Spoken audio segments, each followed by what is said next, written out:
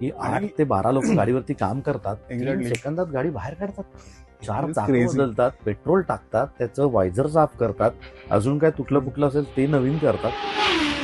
मला करायचं तुम्हाला F1 ची करायची, F1 race, formula F1 one. Race.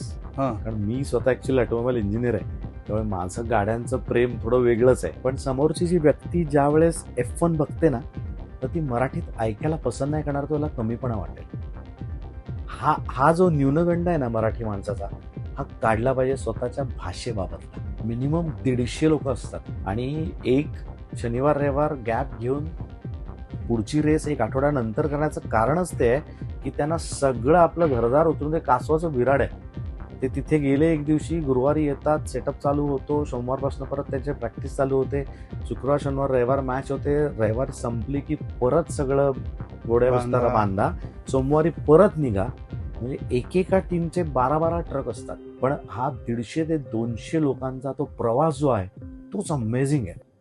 सगळं इथनं उचलून तुम्ही घेऊन जायचं, पुढच्या आठवड्यामध्ये नवीन ठिकाणी जायचं. भारी आहे, सांगायला आणि बोलायला भरपूर याच्यात खूप ऍक्च्युली. गोष्टी आहेत, खूप आहेत.